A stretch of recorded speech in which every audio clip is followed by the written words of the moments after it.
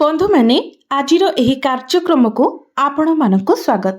आजिर एही कार्यक्रमटी मेष राशि व्यक्ति विशेष मानक पई बहुत गुरुत्वपूर्ण अटे, बहुत ही खास अटे। कारण एही होली परे परे आपणकर जीवन रे एक बड़ परिवर्तन हेबाकु जाउछि। आजिर एही ज्योतिष कार्यक्रमटी मेष राशि पई एक अत्यंत स्वतंत्र कार्यक्रम अटे। बंधु माने एही वर्षटी सूर्यंकर वर्ष अटे एवं आपणक राशि रे शनि 7.5 मध्य चलीछि एवं एहा आपणकर प्रथम पर्याय। किंतु बंधु माने आपण माने जानिले खुशी हेबे जे 11 मार्च ठारू आपणक जीवन रे विराट परिवर्तन देखिबे एवं आपण अनेक सकारात्मक परिवर्तन देखिबे। तेबे बंधु माने एही 11 मार्च ठारू आपणक जीवन रे कोन सबु परिवर्तन हेबो, केउ घटना गुड़िक सबु घटिबो, आपणक जीवन रे लागि रहिथिबा दुख कष्ट समस्यार अंत हेबो कि नाही से विषय रे आजिर एही भिडियो रे मो आपणको विस्तार भाबरे बुझाइबे। बंधु माने आपण जानि रखिबा उचित जे ग्रह मानकर गोचर जदि आपणक पई अनुकूल हुए तेबे एहा आपणकर भाग्य को बदलाई देई थाए। शनि धैर्य सिखाई थांती, राहु तुमको सत्यर सामना करबाको सिखाई थांती एवं बृहस्पति आपणक मध्यरे ज्ञान बढ़ाई थांती, सूर्य आपणको समाज रे प्रशंसित कराई थांती। तेबे आजिर एही भिडियो रे मो आपणको कहिबी जे 11 मार्च 2026 परे आपणक जीवन रे कोन सबु घटिबाको जाउछि। तेबे एही सबु घटना आपणक पई किंतु बहुत गुरुत्वपूर्ण रहिबो। तो बंधु माने भिडियोटी रे आगको बढ़िबा पूर्वरु आपण माने भिडियोटी को लाइक करी चैनल को सब्सक्राइब करि दियंतु एवं कमेंट बॉक्स रे भक्ति एवं श्रद्धार सहित जय श्री जगन्नाथ जय माँ लक्ष्मी निश्चय लिखंतु।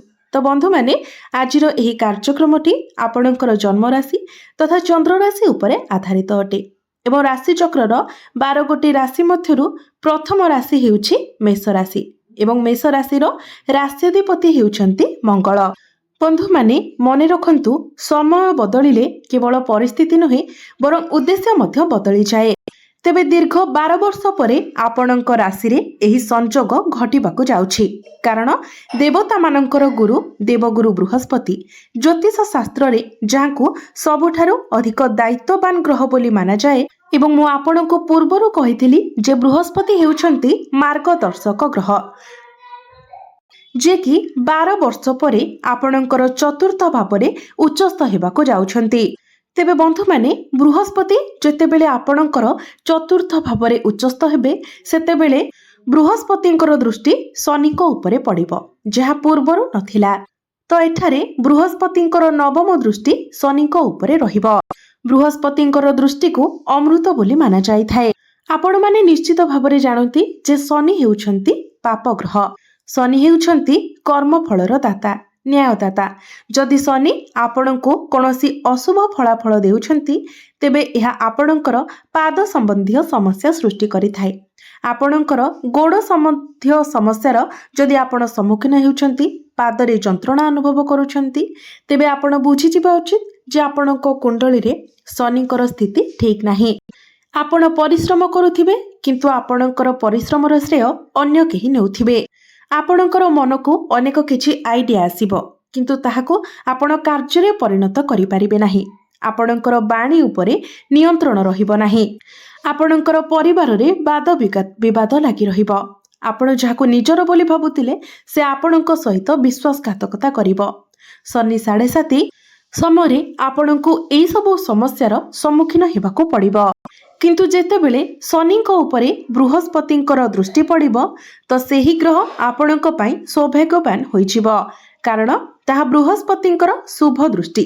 सेथिपाई मु कहिथिली जे मार्च 11 परे आपणकर जीवन रे एक गुरुत्वपूर्ण परिवर्तन आसीबो। प्रथमतः 12 तारिख रे जेतेबेले बृहस्पति शनि को देखिबा मात्रे आपण आपणक परिवार मध्यरे शनिकर नकारात्मक प्रभाव देखिबे। आपणक कथा उपरे नियंत्रण अभावरु परिवार मध्यरे किछि ना किछि विवाद देखा देउथिला। परिवार मध्यरे किछि प्रकारर उत्तेजना थिला। मार्च 11 परे आपण एक भिन्न सकारात्मक परिवेश अनुभव करिवे। किंतु म आपणको गोटिए कथा कहि रखिबी, आपण एबे भी निजर बाणी उपरे नियंत्रण रखिबा उचित। क्रोध हठात करी किछि रिएक्ट करिबा आत्मसंदेह जोगु शीघ्र कौनसी संपर्क नष्ट करंतु नाही। तो आपणको एई सब प्रति सतर्क रहिबाको पड़िबो। मने रखंतु परिवर्तन निश्चित भाବରେ घटिबो। परिवार रे चलिथिबा विवाद एवं उत्तेजना निश्चित भाବରେ 70 ରୁ 80 शतकड़ा ह्रास पाइबो। दीर्घ 12 वर्ष परे बृहस्पतिंकर उच्च दृष्टिकोण आपणकर अष्टम भाव, दशम भाव एवं द्वादश भावरे पड़िबो। मने रखंतु बृहस्पतिंकर 3टी दृष्टि रही थाए, पंचम, सप्तम एवं नवम। तो बृहस्पति एठारे आपणकर अष्टम भाव को देखिबा मात्रे जदि आपण गवेषणा दिगरे अछंती, कोनोसी गवेषणा क्षेत्र रे काम करूछंती, तेबे आपणकर एई सब क्षेत्र रे आपण बहुत अधिक सफलता लाभ करिवे। जदि आपण कम्युनिकेशन रिलेटेड किछि काम करूछंती, काउंसलिंग रो काम करूछंती, टीचर अछंती, प्रोफेसर अछंती किंबा लेक्चरर अछंती, तो एई सब क्षेत्र रे आपण को बहुत अधिक सफलता मिलिबो। जदि आपण किछि सोशल वर्क करूछंती, समाजर भलो पाई किछि कार्य करूछंती, तो 11 मार्च ठारू अक्टोबर मास मध्यरे एपरी परिस्थिति सृष्टि हेउछि जा आपणको सेही क्षेत्र रे आगो को बढ़िबाको किंबा निजको प्रमाणित करिबाको आपणको बहुत बड़ सुजोग प्रदान करिबो। एहा आपणको पाई बहुत लाभदायक साब्यस्त हेबो। एठारे बृहस्पतिंकर दृष्टि दशम भावरे शनिंकर गृहरे एवं शनिंकर राशि उपरे मध्य रहुछि। यार अर्थ हेउछि नियंत्रण अछि। बृहस्पतिंक पाखरे एबे नियंत्रण रहुछि। शनि को मार्गदर्शन करिथिबा बृहस्पति एबे नियंत्रण रे अछंती। तेणु सर्वप्रथमे एठारे परिचालना भलो हेबाको जाउछि, कारण बृहस्पति मेष राशि पाई भाग्यर कारक ग्रह अटंती एवं आपणकर नवम एवं द्वादश भावर अधिपति अटंती। जेतेबेले बृहस्पतिंकर दृष्टि दशम भाव उपरे रहिबो, सेतेबेले आपणक मध्यरे मैनेजमेंट स्किल बढ़िबो। आपण एठारे बहुत दिन धरी स्थिर रहि पारु नथिले।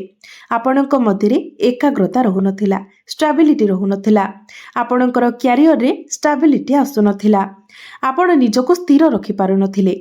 किंतु 11 मार्च परे आपण देखिबे आपणकर क्यारियर रे बहुत भलो ग्रोथ आसीबो। दशम भावरे गुरु आपणकर बहुत शुभ फल प्रदान करिवे।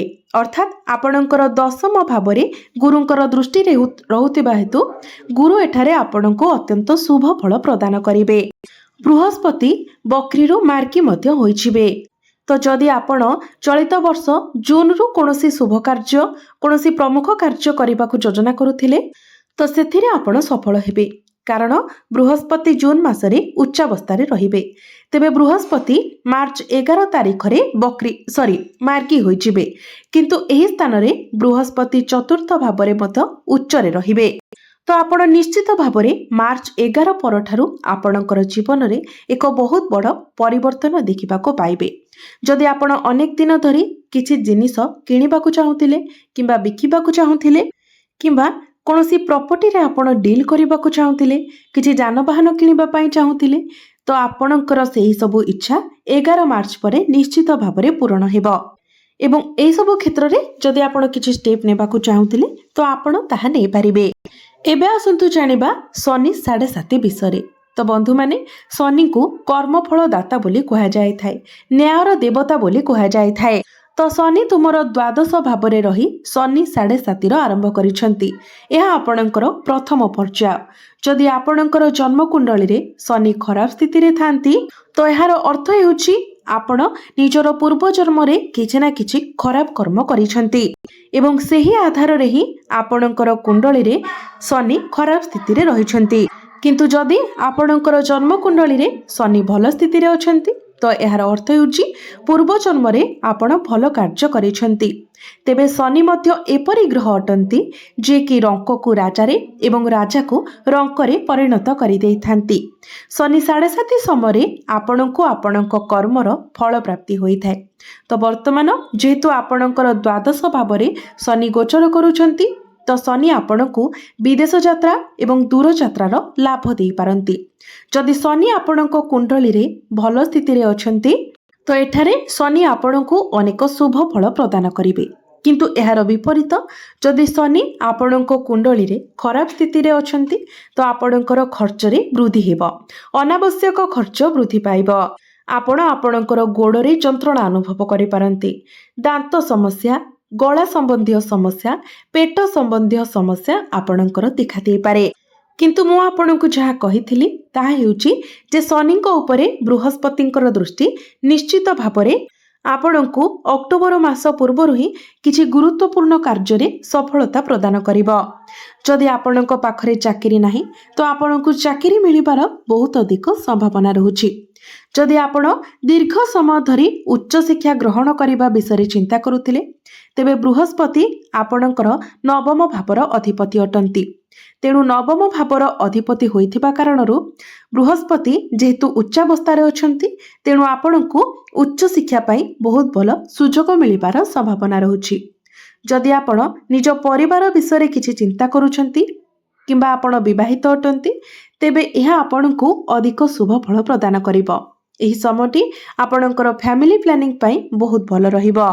तेबे मु आपणकु गोटिए कथा कहि देउछि जे आपण केबे भी हठात करी काहा उपरे विश्वास करंतु नाही। हठात करी कोनोसी डिसिजन नियंतु नाही। एपरिके निज परिवारर कोनोसी व्यक्ति मानक उपरे मध्य हठात करी आपण विश्वास करंतु नाही, नचेत आपण समस्यार सम्मुखीन होई पारंती। द्वितीयतः मु आपणकु कहिबाकु चाहूछि जे आपण निजर बाणी उपरे नियंत्रण रखंतु। किछि कहिबा पूर्वरु बहुत भाबी चिंती आपण कहंतु, नचेत आपण परे पश्चाताप करिवे जे आपण काहेकि सबु कहिले। बंधु माने 11 मार्च टारु बृहस्पति मार्गी हेबा परे जदि आपण वर्तमान चाकरी करि नाहंती, चाकरीर अन्वेषण रे अछंती किंबा चाकरी रे आपण स्थानांतर विषय चिंता करूछंती तो आपणकर चाकरी क्षेत्र रे निश्चित भाବରେ परिवर्तन होई पारे। दशम भावरे बृहस्पतिंकर दृष्टि रहुथिबा हेतु जून रु अक्टोबर मास मध्यरे आपणकर चाकरी रे स्थानांतर हेबार संभावना अधिक रहुछि। तेबे बंधु माने एही वर्षटी हेउची सूर्यंकर वर्ष एवं सूर्य हेउचंती आपणकर पंचम भावर अधिपति। तो जो माने विद्यार्थी अछंती सेमानंकु मु गोटिए कथा कहिबाकु चाहूछि जे जदि आपण गवर्नमेंट रिलेटेड किछि स्टेप नेबा पाई चाहूछंती, गवर्नमेंट रिलेटेड किछि एग्जाम देबा पाई चाहूछंती तो आपण निश्चित भाବରେ सेथि पाई प्रस्तुत हुंतु।